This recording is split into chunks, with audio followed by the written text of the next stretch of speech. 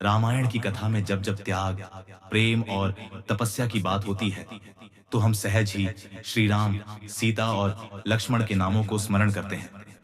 लेकिन इसी दिव्य गाथा में एक ऐसी स्त्री भी थी, जिसने न केवल एक पत्नी का धर्म निभाया, बल्कि एक योगिनी, एक साध्वी और एक तपस्विनी बनकर समाज के समक्ष त्याग और धैर्य का अनुपम उदाहरण प्रस्तुत किया।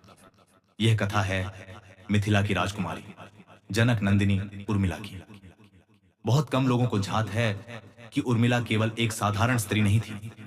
वे सरस्वती देवी का अवतार थी, ज्ञान, धैर्य और मौन तप की अधिष्ठात्री।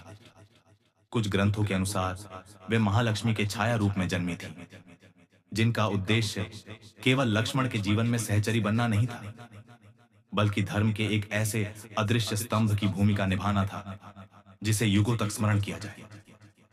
देवताओं ने ब्रह्मा से प्रार्थना की थी, जब विष्णु अवतार लेंगे और लक्ष्मण के रूप में शेषनाग पृथ्वी पर आएंगे, तब कोई ऐसा होना चाहिए जो उनके त्याग की साधना को पूरा करे, कोई जो मौन रहकर भी यशस्वी तप का उदाहरण बने। और तब ब्रह्मा ने कहा, सरस्वती स्वयं पृथ्वी पर अवतरित होंगी, एक राजकुमारी के रूप में, जिनका नाम होगा उर्मिला। अयोध्या नगरी आनंद से गूंज रही थी। श्री राम के राज्याभिषेक की तैयारी हो रही थी, लेकिन नियति को कुछ और ही स्वीकार था। माता कैकेयी के 2 वरों ने सब कुछ बदल डाला। श्री राम को 14 वर्षों का वनवास मिल गया। उनके साथ लक्ष्मण भी चल पड़े। भरत, जो उस समय मौजूद न थे, को राजपाट नहीं भाया। परंतु एक नाम ऐसा था जो न केवल मौन रह गया, बल्कि अपनी वेदना को पूरी दुनिया से छुपा गया, और वह नाम था उर्मिला। लक्ष्मण जी वन जाने के लिए जैसे ही दृढ़ हुए, उर्मिला ने उनके चरणों में गिरकर कहा, स्वामी, जहां आप जाएंगे मैं भी साथ चलूंगी, यह मेरा धर्म है। लक्ष्मण ने गंभीर स्वर में कहा, उर्मिला, इस वनवास में साथ की नहीं, सेवा की आवश्यकता है। मैं राम और सीता की सेवा के लिए जा रहा हूं। यदि तुम साथ चलोगी तो मेरा मन विचलित होगा।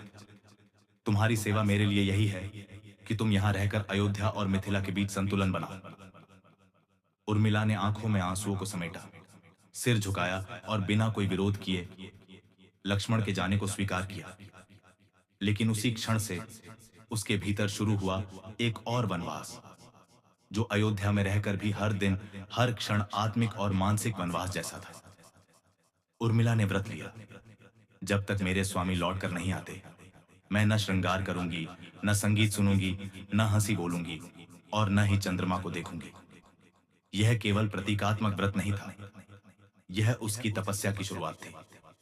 राम और सीता वन में, लक्ष्मण उनकी सेवा में, भरत नंदीग्राम में कुटिया में, और उर्मिला महलों में रहकर भी एकांत की साधना में लीन थी। एक और रहस्यपूर्ण कथा प्राचीन ग्रंथों में मिलती है। कहते हैं, जब लक्ष्मण जी ने 14 वर्षों तक बिना नींद लिए राम और सीता की सेवा की, तो यह शक्ति उन्हें स्वयं उर्मिला की नींद से प्राप्त हुई। देवताओं ने उर्मिला से वर मांगा, यदि लक्ष्मण को सेवा हेतु जागना है, तो कोई तो होगा जिसे उसकी नींद लेनी होगी। और तब उर्मिला, सरस्वती के अवतार, ने मुस्कुराते हुए कहा, मैं अपनी समस्त निद्रा उन्हें अर्पित करती हूँ। तब से उर्मिला 14 वर्षों तक ध्यान की अवस्था में रही, जागती आंखों से नहीं, जागते हृदय से। उसकी तपस्या की गहराई तब समझ आती है जब एक प्रसंग सामने आता है, जब लक्ष्मण एक युद्ध में शक्ति लगने से मूर्छित हो जाते हैं। हनुमान संजीवनी बूटी लाते हैं, लेकिन कुछ ग्रंथों में लिखा गया है कि उर्मिला की साधना और ध्यान से लक्ष्मण के प्राणों की रक्षा हुई। उसने न कोई पत्र लिखा, न कोई संदेश भेजा। उसका जीवन प्रतीक्षा, ध्यान और आत्मबल का प्रतीक बन गया। उसकी तपस्या में कोई प्रदर्शन नहीं था, कोई यश या प्रशंसा की इच्छा नहीं थी। वह तो एक नारी रूपी देवी थी, जिसने अपने प्रेम को पूजा बना दिया। 14 वर्ष बीते, अयोध्या में दीपों की गंगा बही। श्री राम, सीता और लक्ष्मण लौटे। नगर में स्वागत की गूंज थी, पुष्प वर्षा हो रही थी। लेकिन एक कोना था, जहां एक स्त्री चुपचाप खड़ी थी। वह उर्मिला थी। लक्ष्मण जैसे ही उसके सामने आए, उनकी आंखें भर आई। उन्होंने उर्मिला के चरणों में सिर झुका दिया और कहा, मैंने 14 वर्षों तक एक सेवक का धर्म निभाया, पर तुमने पत्नी साध्वी और देवी बनकर मेरा मार्ग प्रशस्त किया। मैं धन्य हूं उर्मिला। उस क्षण एक पत्नी की प्रतीक्षा, एक स्त्री का त्याग और एक योगिनी की साधना को सम्मान मिला। आज जब हम रामायण के पन्नों को पलटते हैं, तो सीता का वनवास, श्री राम का धर्म और लक्ष्मण का समर्पण हमें दिखता है। लेकिन उर्मिला की कहानी अक्सर किनारों में छुपी रह जाती है। समाज ने उसे एक सामान्य स्त्री की तरह देखा, जो महल में रहे। लेकिन वास्तविकता यह थी कि उसने आत्मिक युद्ध लड़ा और विजय प्राप्त की। उसने न केवल पति की अनुपस्थिति को सहा, बल्कि उस व्रत को भी निभाया जिसे लक्ष्मण ने लिया था। योगदान मौन था, पर प्रभाव असीम। उर्मिला की गाथा हमें यह सिखाती है कि एक स्त्री केवल सौंदर्य की मूर्ति नहीं होती, वह सहनशीलता, त्याग और आत्मबल का जीता जागता स्वरूप होती है। उसने कोई राक्षस नहीं मारे, कोई वन नहीं देखा, फिर भी उसने सबसे कठिन युद्ध अपने अंतर्मन से लड़ा।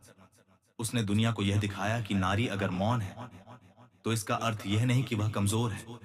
वह भीतर ही भीतर अग्नि की तरह जल रही होती है और उसी में तप कर वह देवी बनती है। प्रिय पाठकों, उर्मिला की यह कथा केवल अतीत की नहीं, आज की नारी शक्ति का भी प्रतीक है। यदि यह अद्भुत और प्रेरणादायक गाथा आपको भावुक कर गई हो, तो कृपया इसे लाइक करें और ऐसी ही और पौराणिक कथाओं के लिए सब्सक्राइब जरूर करें।